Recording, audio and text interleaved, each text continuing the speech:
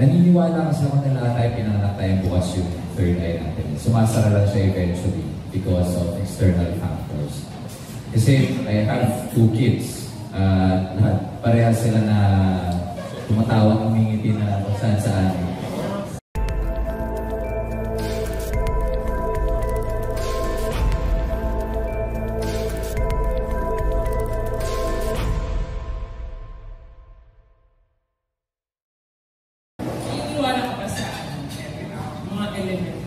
Supernatural creatures? Of course. I can say that they're supernatural, but I believe in those unseen creatures na hindi lang tayo nakatira dito. I believe. Why do you believe it? Because I feel it, yeah. I experienced it as early as 5 years old. And I felt them so many times. May third eye ka or what? Naniniwala kasi ako na lahat tayo pinanganak tayong bukas yung third eye natin. Sumasara lang siya eventually because of external factors. Kasi I have 2 kids. Pareha sila na tumatawa, umingiti na kung saan. So, may mga nakikita sila, just like our pets, they see and feel things that we don't. And I think sa panahon na to, sa age na to, it's now backed up by science. I think ang tawag dito metaphysical. So yes. Scariest na experience. Kasi you were saying 5 years. Yung ancestral house kasi namin sa Caloocan, malapit sa monumento, I think 1950s pa siya. Marami ng, medyo related siya sa Bantay Bahay. Marami nang nakitira na hindi namin nakikita. So as early as 5 years old, hindi pa, hapon pa to, may nagpakita sa aking maliit na, hindi ko masabing bata, pero maliit na creature, na bushy yung game. So basically, yung, yung grotto ni Mama Mary, maliit siya. Meron kaming maliit na grotto. And I thought may sakit lang ako, pero it transformed into a little creature. And then it went on hanggang pagtanda namin, kahit yung mga kapatid ko, kung hindi sila makakarinig,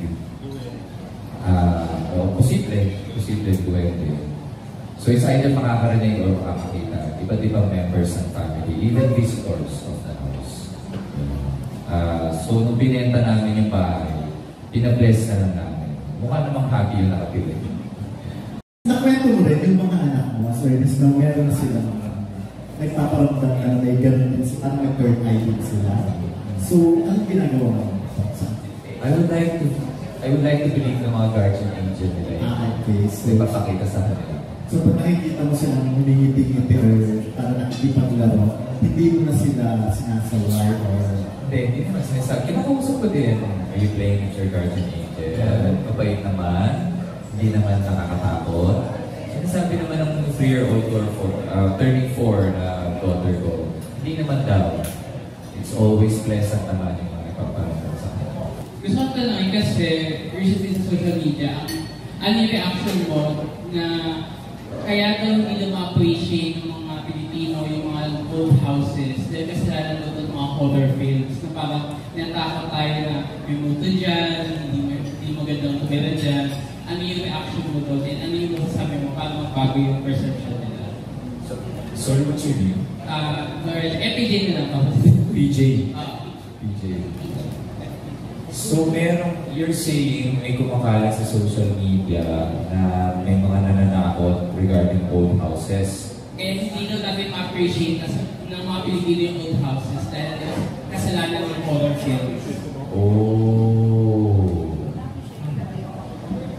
I can say na kasalanan ng horror films. Kasi may truth talaga yun eh. May truth talaga na yung old houses, may mga nakakatakot na old houses. Like for example, sa Baguio, dati old houses na hindi yung mga sensitive, it was a third eye, nasusuka sila o nahihilo sila sa gate pa lang.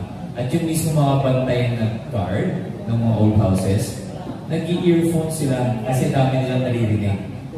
So, it's not the fault of horror films. Kasi ang films, reflection siya ng reality. Siguro yung mga naninisi, kailangan lang nilang may masisi. Yeah. Last question mo lang is, ano yung mga perception mo na bago gawin mong film about old houses? At natapos yung film, ano yung mga bagong realization mo about yung lumang bahay?